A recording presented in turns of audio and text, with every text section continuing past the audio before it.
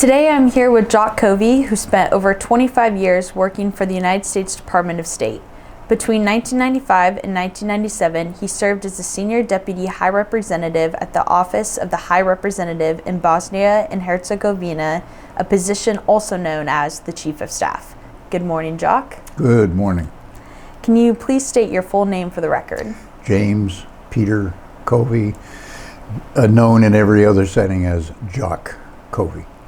And today's date is the 7th of December, 2023. Before we get into the intervention in Bosnia, can you talk a little bit about the events leading up to it?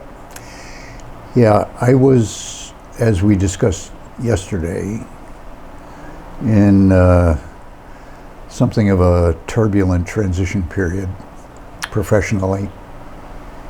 I had been blackballed by Jesse Helms and others for confirmable positions. For a time, we thought that might have passed, so I'd been invited to work on Les Aspin's team, new team at the Defense Department,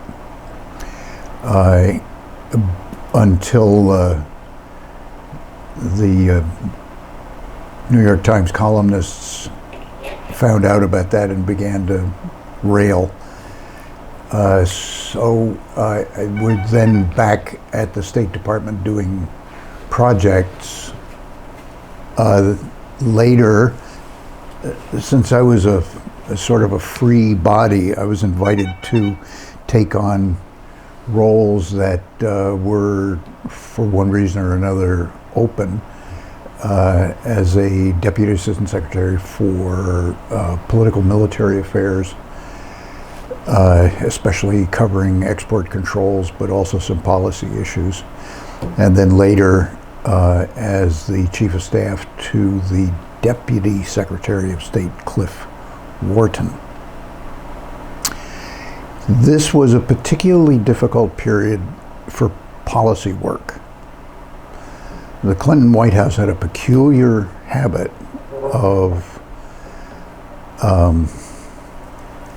not sharing their considerations with the rest of the policy framework. In the brief period that I was at Defense, for instance, where there were a number of issues cooking, Somalia, Balkans, and other issues, even the most senior State Defense Department officials on Les Aspin's teams were not given printed copies of draft policy proposals. They had to go to the NSC, White House, to look at these drafts on screen and were asked to take no notes, and would come back and brief Frank Wisner and Les Aspin about the White House considerations and to comment back as best they could. It was a very difficult environment in which to try to do serious work. And that spirit also seeped into the State Department. If an issue was somehow inconvenient for the administration, was just the draft policy papers simply couldn't make their way out of the lower offices. This was particularly difficult for the people working the Balkans issues. They would write information memos to send up to the Secretary about the situation in Kosovo, and they would be stopped in the front office of the Bureau for European Affairs. They'd never make it out of the Bureau. They'd write policy proposals, and it wouldn't make it out of the Bureau because they were getting signals from Warren Christopher's office that they just didn't want to hear it. The same thing happened a bit later on Rwanda issues. And that was especially poignant because the Deputy Secretary of State, Cliff Wharton, was the first African American appointed to that job, a very distinguished, accomplished man who had run the TIAA-CREF financial empire, and now was witnessing the U.S.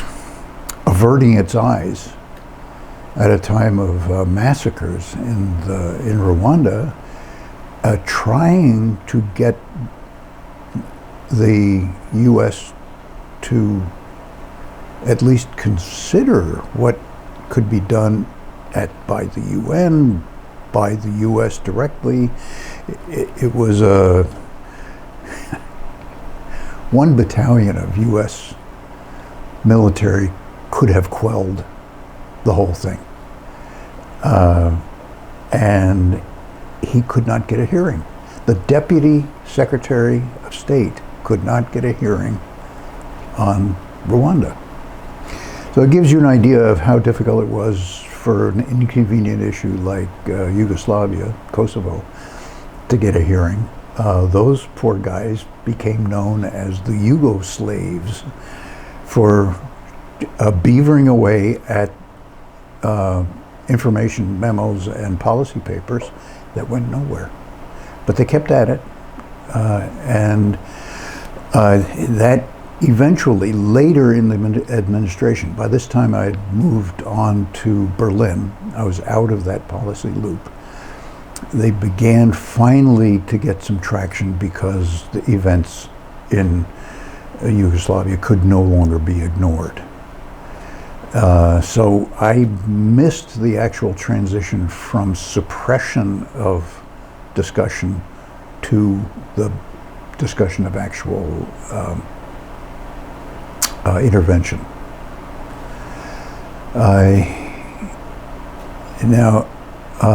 So while I was busy with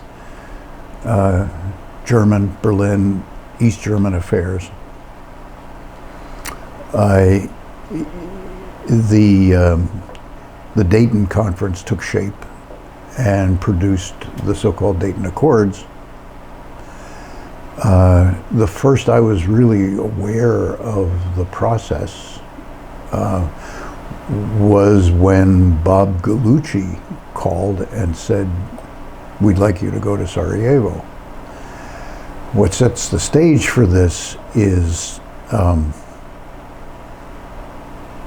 I was somehow the utility infielder at the State Department for odd jobs that seemed to require somebody half competent. One. Two, the U.S. had a modus operandi for international operations that they did not want to take the lead position because it attracted much too much lightning, but they insisted that nobody else could actually run things like Americans. So they always insisted on having the number 2 position. And on that basis, they allowed the Europeans to appoint Carl Bildt, the former Prime Minister of Sweden, to be the High Representative, and Bob Gallucci, who had been my boss in the Political Military Bureau, knew of my work and asked. It got very complicated because at the same time, Richard Holbrooke had been so obnoxious to the Europeans at the Dayton Conference that Carl Bildt really didn't want any Americans on his staff. And the Germans thought they had a perfectly good candidate to be the number 2, Michael Steiner, a senior German Foreign Office official who was very bright, very forceful, and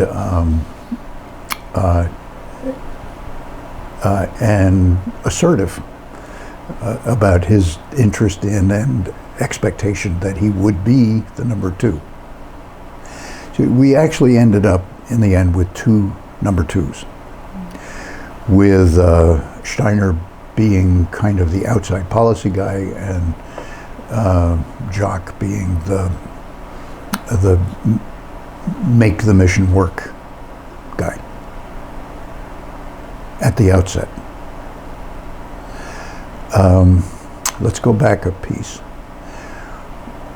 The other thing that Holbrooke is famous for, aside from just being personally difficult, brilliant, but difficult, is a peculiarly coercive kind of diplomacy. He gets the leverage and he just forces people into a corner and insists on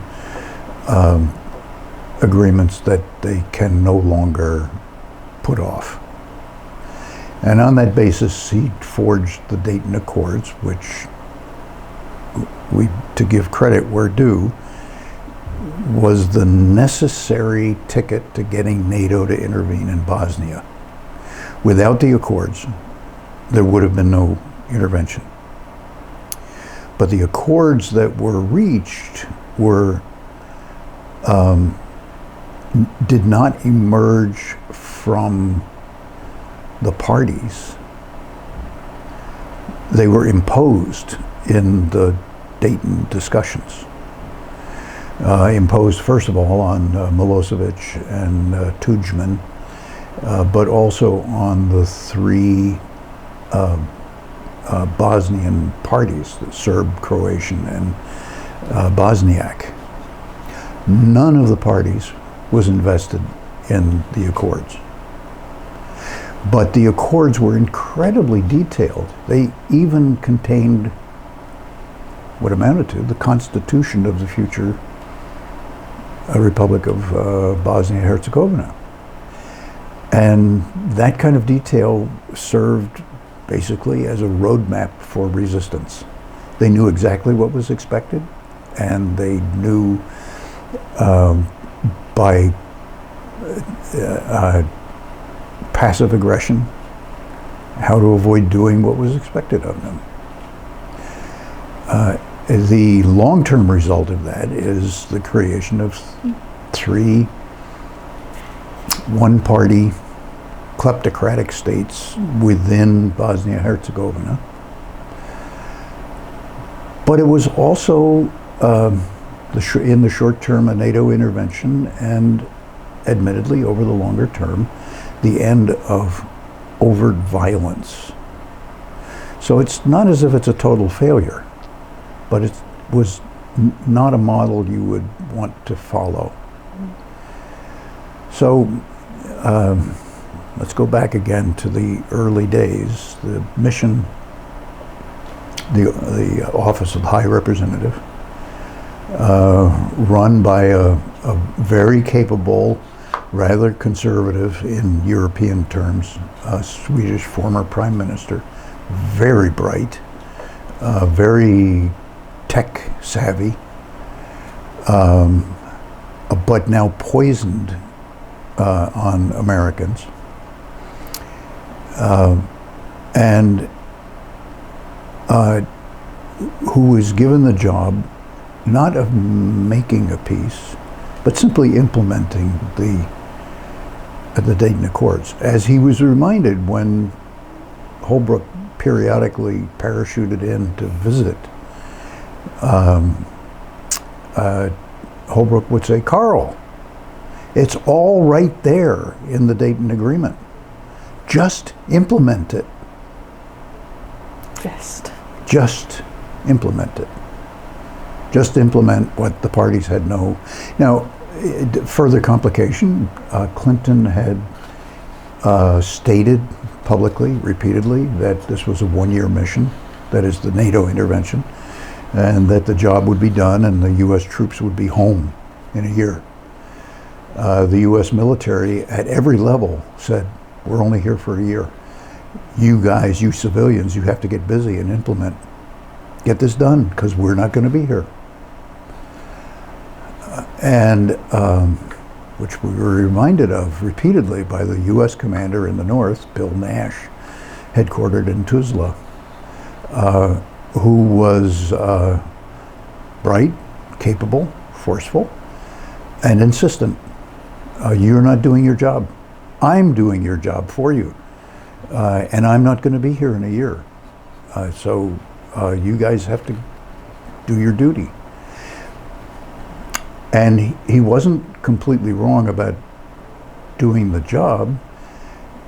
In the course, you heard us talk about setting up a market between two villages that a Serb and a Bosniak area, they couldn't get along, but they did not want to go hours and hours to some other market far away. They needed something close.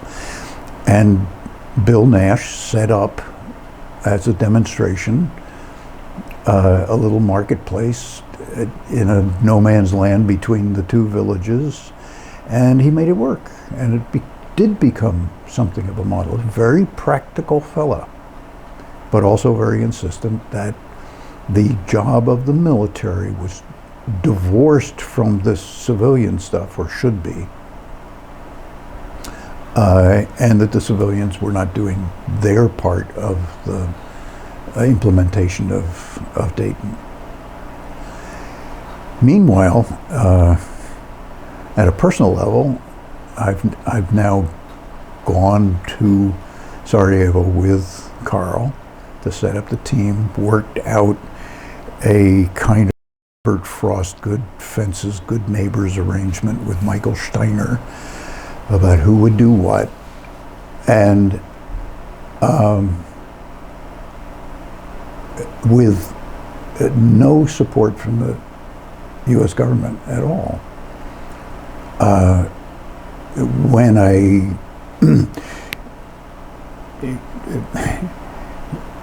the so-called Holiday Inn had no heat, no water, but it had a bed.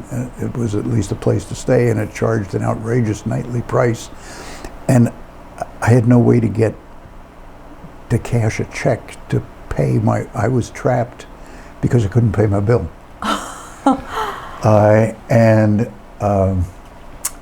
And I would go to the embassy and say, can I cash a check? And they say, you're not working for the U.S. government. You can't do this. Well, and of course, I was administering hundreds of thousands of marks worth of OHR funds, but I couldn't very well commingle all of that. Mm-hmm. Mike separately will have told the story about how Dan Schroeder, the former deputy head of USAR, assigned him to work for the OHR, or to work for me. And Mike was the one who pulled it together. But for Mike, I might never have had a shower in Bosnia. When Mike joined our little staff, he also arranged my first shower and the first check that I could cash to buy my way out of the Holiday Inn and into something decent. How did he arrange that? Because the military has their own facilities. They have their own bursar or treasurer, and they have showers.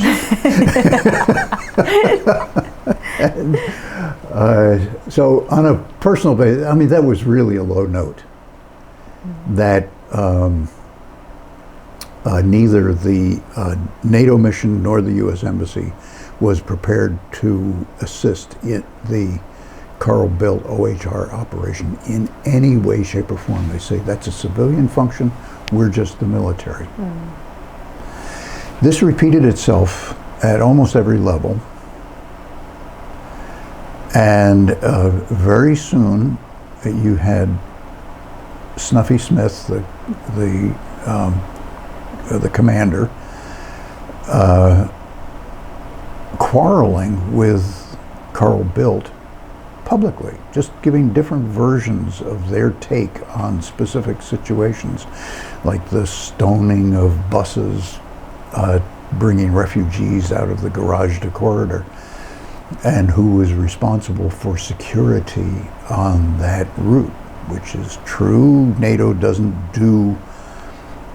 protect persons, but it is expected to provide a secure environment, and each accusing the other of not doing their job.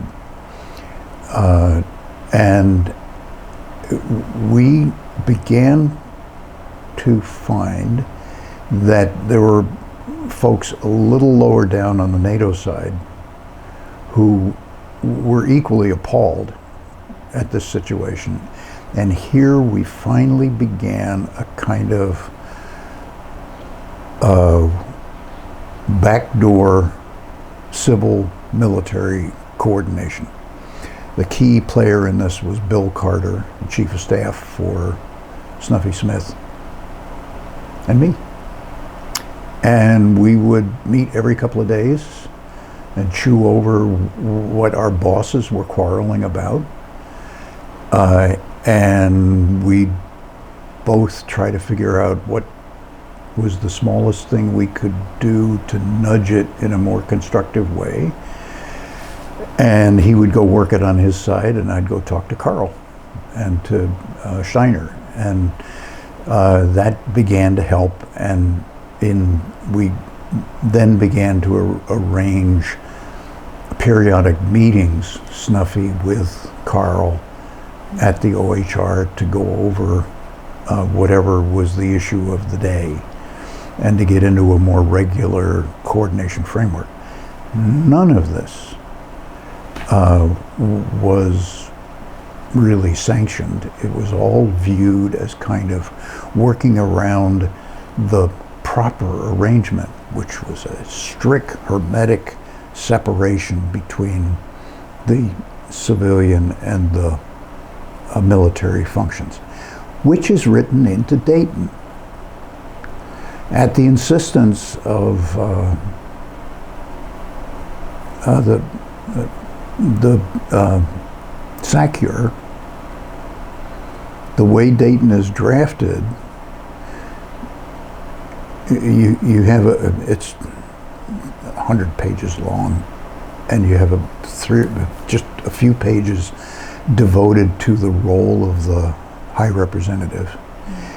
And it's explicit that the High Representative can in no way instruct the military. And in fact, it's explicit that the High Representative has almost no authority at all. It can consult and coordinate and monitor, but there's no action verb that suggests that the High Representative has any authority even over other international civilian organizations. It is the most emasculated role that you can imagine, but here you have the author of that document coming in, pounding the table, saying, "Carl, it's all here in writing, just implement it." It was a mess. That it worked at all was due in part to the fact that NATO finally recognized that it was going to stay. The Clinton White House did get behind it, and we were able to make things work between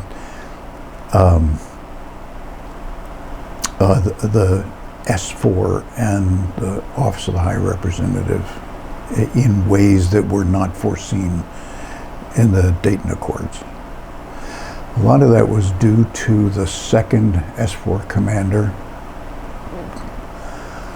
whose name I'm blanking on. But after Snuffy rotated out, he came in and sat with Carl, which was a first. He asked to visit Carl in his office and sat down across the table from him and said, "Carl, I'm here to make you a success. I'm here to make this mission work. Tell me what you need." Carl didn't believe him. He thought he was being manipulated because the experience to that point had been so poor. Mm-hmm. But over the next 6 months, he did make us believers. And we began then to forge a very different kind of arrangement. It was a bit of foreshadowing of the kind of arrangement that we eventually had with Mike Jackson in Kosovo. So we've been speaking a lot about the higher-up relationship between Snuffy Smith and Carl Bildt. Can you talk a little bit about the lower-level relationship and when the U.S. Army Civil Affairs got involved with the Office of the High Representative? We have Dan Schroeder to thank for this. He was happily in civilian life, having retired to a very good job in Florida, I think, when he was drafted to come out and take a look at civil affairs to see what could be sharpened up. I think that was roughly his mission. And he came in like a ghost in a military uniform with no markings, no names, all black, and just this tall, rangy ghost who slipped around and talked quietly with people and listened.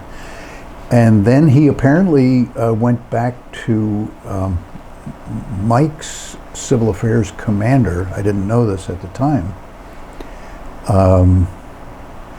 and said, "The OHR needs help," which was right. He had talked to me. I explained what I was doing and what the obstacles were. He never offered help, didn't ask if I needed help. He just went back and announced to the Civil Affairs detachment, they need help. And it's going to be Mike. And I think Mike probably explains in his own talk that he thought he had a job already, but things do change. And next, I knew I've got this reserve colonel in my office interviewing to be my military assistant. Well, I would have accepted any help at all at that point. But I was concerned about selling another American to Carl Bildt. Carl and I became friends over time. This will come up later. But at this point, it was still very probationary that he was tolerating an American on his staff. That he's so disaffected from his work with Holbrooke.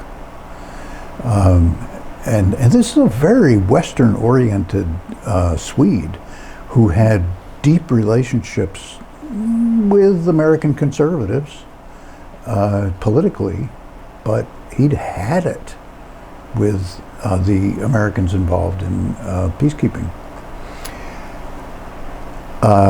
It turned out, after a long 3-hour interview trying to figure out if Mike could sell himself to Carl Bildt, and my getting him an appointment and sending him in and waiting to see how that would come out,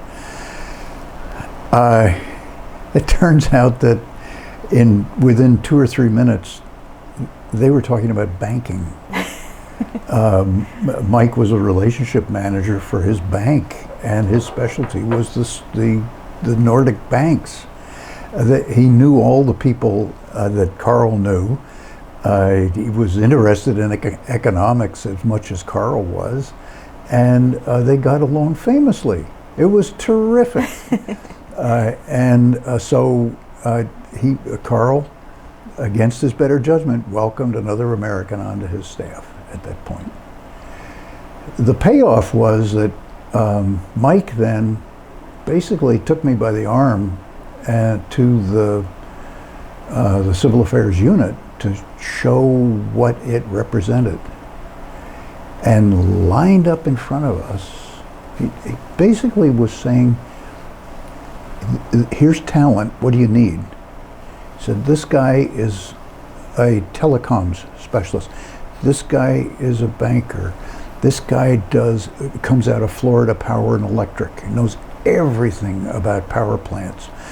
And it was just a deep menu of expertise that we could draw on to plant in pots all over the administrations that we were trying to pull together. I had no idea that the U.S. had this capability. Up to that point, our understanding of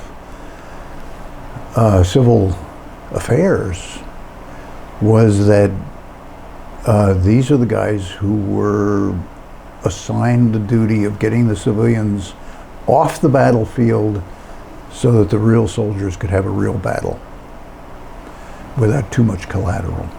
And I think that was the old World War II approach to civil affairs, but it had grown much more sophisticated in the meantime. Still very different from the British version, but it offered real treasure to the peacekeeping operations.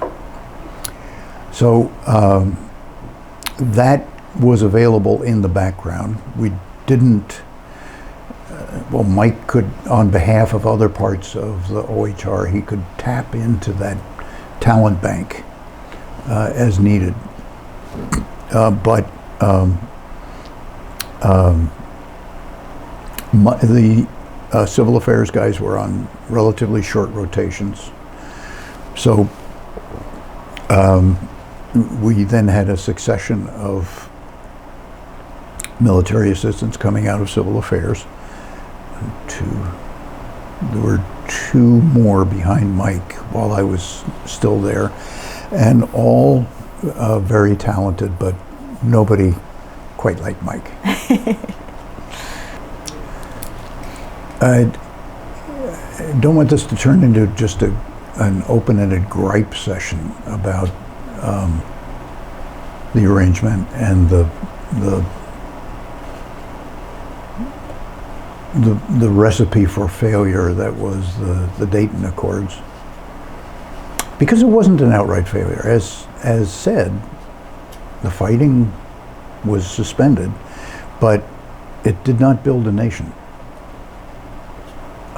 and it perpetuated some pretty odious political setups, and it persists to the present day, especially in the Republic of Srpska, with iron-fisted control by a single-party kleptocracy.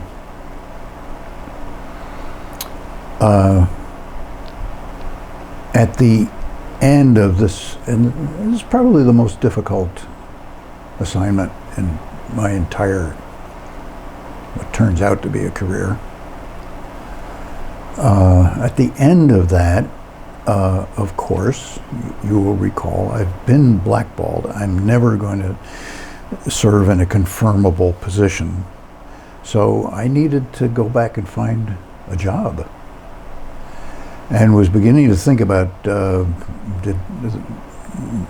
savings and a way to get by while I would hunt, when I got a call from DC that said that Sandy Berger, the National Security Advisor,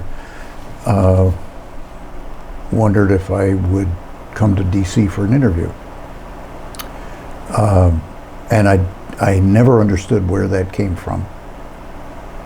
But it's okay. And did. And sat in that office in the West Wing, which I was already familiar with from earlier incarnations. And we chatted politely for a couple of minutes, and he had an opening he needed somebody to work the Balkan issues. And I interrupted the discussion to say, Sandy, I think you need to know, if you're thinking about me for that position, that I'm pretty well convinced that we're failing in Bosnia. He said, that's why I need somebody. I think we're failing in Bosnia. If you think we're failing in Bosnia, then you're the right guy for the job. That began in a very important turnaround in the U.S. support for the civilian operations there, and the insistence on much closer civil-military cooperation. Wes Clark was helpful in this as Shape Commander. By now we're on at least the third, if not the fourth, S4 commander. Rotation's very short on the military side. And we're facing some crises. The Republika Srpska had somehow elevated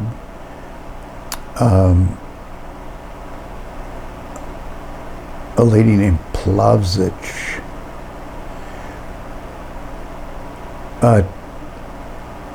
and Carl found her somebody that he could work with.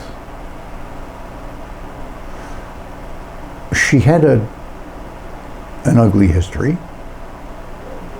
She'd said some very genocidal kinds of things during the fighting, but she was, all things are relative, she was relatively pragmatic and relatively honest in stating what she could and couldn't do or was willing to consider and so on. So Carl felt he could do business with her, and for that reason the bosses in Pale decided that they needed to get rid of her. And intelligence reports picked up that she was on her way to Banja Luka for some purpose, and a Serb, Republika Srpska force was on their way to intercept and basically kidnap her and strip her of her duties and replace her. And that didn't seem to be in our interests. Mm-hmm. But we got hung up on the discussion of even-handedness. And this is internal to the Republika Srpska. It is not nice, but it wasn't like they said they were going to murder her, but they were going to basically perform a little coup and take her out of action and put up somebody else to deal with the OHR. On what basis, if we say that the NATO forces are even-handed, on what basis would we intervene in that little drama? And there, from DC, at the NSC, we came up with this very simple formula. We support those who support peace. We oppose those who oppose peace. If they're opposing the peace, we're quite comfortable as perfectly even-handed forces. We're quite comfortable intervening. We support peace. And now, bear in mind that the commander of the British forces in Banja Luka, in that whole zone of Bosnia, was none other than Mike Jackson. And he was waiting for the permission.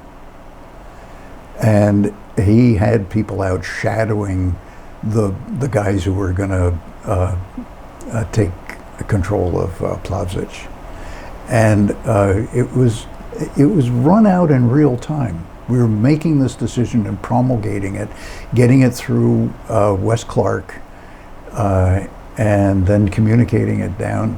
Wes Clark communicating it down his chain to Mike Jackson, just in time for the British forces to just step in front of these guys who were chasing Plavšić and said, "We'd like to talk to you." That was the end of that. Now, the reward for that was that she was accused of war crimes, which is a different story. I mean, a different theme that maybe we explore at some point. In other conflicts much older than the Balkan Wars, revolutionary leaders have played important post-conflict roles. Yesterday's terrorist is today's politician. George Washington and a host of others coming out of the Revolutionary War and the War of 1812. Jean Lafitte and Jomo Kenyatta, Menachem Begin, who is undeniably a terrorist as far as the British were concerned, and Yitzhak Shamir. But you will see in the later conflicts that this opportunity for hateful conduct to be offset by more thoughtful leadership somehow isn't working. So we've seen a number of leaders taken out in the Balkans, both in Bosnia and now in Kosovo, and shipped off to be accountable for war crimes. People who in an earlier age probably would have turned a new leaf and become heroes in their own history books. I'm not sure it's wrong, but you have to be wistful about how some of the most interesting and forceful leaders are just taken out of the calculation by this process of justice. So I ended up back at the NSC, and we're working on working around Dayton. You can't rewrite Dayton, but basically, to the extent we can, we're setting it aside and trying to at least make NATO effective in support of the civilian operations, to make it more